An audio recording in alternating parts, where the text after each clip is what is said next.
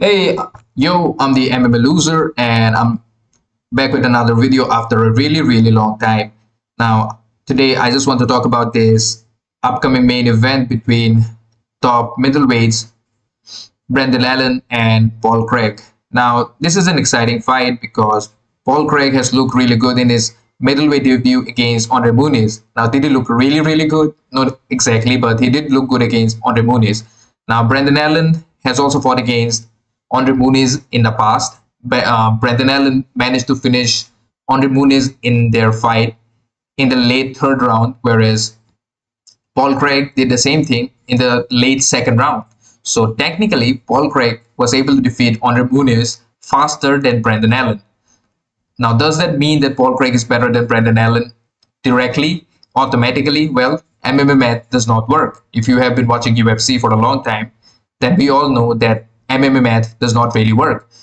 But let us take a look at the tail of the tape for both these fighters. First of all, let us take a look at Paul Craig. Paul Craig is 35 years old, has 17 wins and 6 losses. He's 6'4". He is on a 1 fight win streak. Before that, he lost against Johnny Walker and Volkan Ozdemir, but those were in the light heavyweight division. In the middleweight division, he is technically undefeated. I mean, that does not make a lot of sense, but he is still undefeated. Now, let us look at his opponent.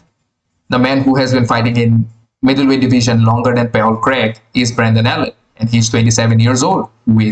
She is fairly young, 6'2". He is not a small middleweight either, and he's on a 5 fight win streak. He has defeated Sam Alvey, Jacob Molkan, Krzysztof Jotko, Andre Muniz, and Bruno Silva. I mean, out of all 5 of them, I think Andre Muniz has been his best win.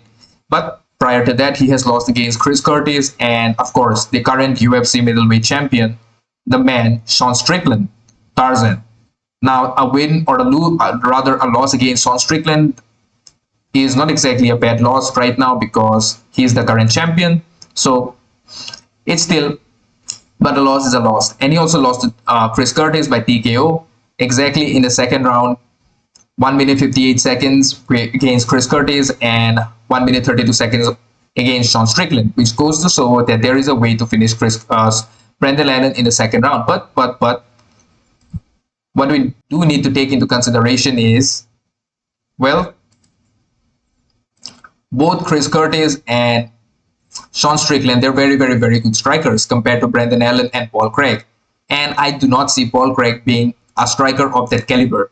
Now, is Paul Craig really a bad striker? Well, he's a decent striker. He looked really good in his Andre Muniz fight. I mean, the reason I'm calling him really good is because he showed a lot of improvements, because I've seen his fight against other fighters in the light heavyweight division, just like Jamal Hill or people like Johnny Walker, Volkan Ozdemir, Nikita Krylov. He has fought a lot of people in the light heavyweight division. He lost to Alonzo Menifil, Jimmy Crute, and Khalil Hunter Jr., and even Tyson Pedro, which goes to show that his striking is really bad. It's just that he has won against better competition and he has lost against lesser competition. I don't know how to explain it. It makes no sense. In a fair world, it's not supposed to make any sense. He won against Magomed Ankalaev and he won against Jamal Hill, who was not exactly the current champion, but he is the former light heavyweight champion prior to this Sunday. So he lost to Volkan Ozdemir, he lost to Alonzo Menifil, but he was able to defeat Jamal Hill and Magomed Ankalaev, and he is I think the first person to defeat Magomed Ankalaev, rather the only person to defeat Magomed Ankalaev in MMA, which goes to show that Paul Craig is a really weird fighter. He does well against really good competition, but he loses against fighters who are not exactly the top caliber fighters, like Alonzo Menifil and Khalil Hunter Jr., Tyson Pedro. All of those fighters, they're not really at that. Like even Jimmy Crute, who loses to Jimmy Crute? Nobody loses to Jimmy Crute. That makes no sense. But yes, Paul Craig does. Now, can he win against Brendan Allen? Well, if he's going to put his foot inside the octagon, then there is always a chance. And considering his last win against Andre Muniz, he did look great. He did look good. He looked very good. Even though he took a headbutt in that fight, he still was able to win that fight. And he managed to win that by ground and pound from the top position, which is nice because mostly Paul Craig is known for his, I would say, his guard pulls. He is known for fighting the fight from the bottom position, which is not exactly a great thing if you're fighting in the UFC, or rather if you're doing MMA, then being in the bottom is not exactly a good way to win.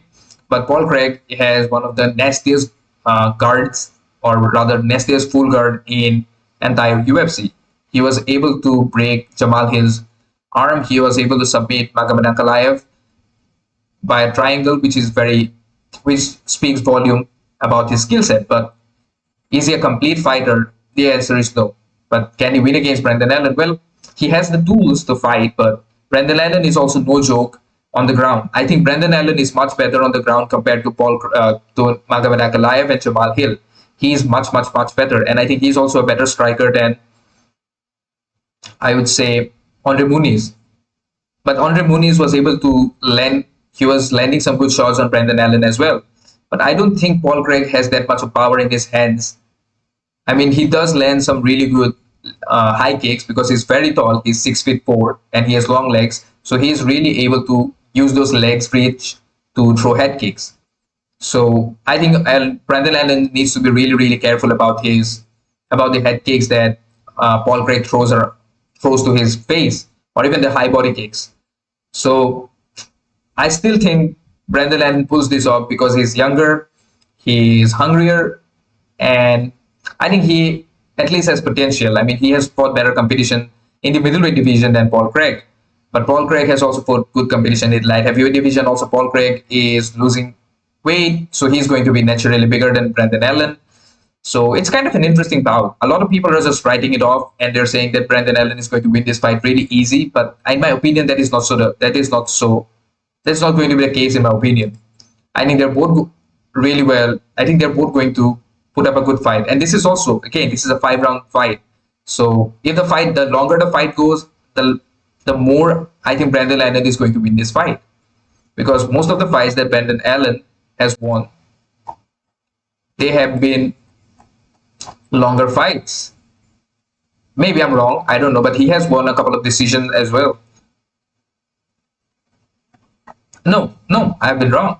I mean, Brendan Allen has seen only one 5-round fight, that is against Moses Murrieta, which was in 2019, and prior to that he lost against Anthony Hernandez Fluffy, and he has fought against Eric Anders as well. But back then I think Eric Anders was fighting in middleweight division, if I'm not mistaken. But again, he has fought in the welterweight division as well, if I'm not mistaken, Brendan Allen.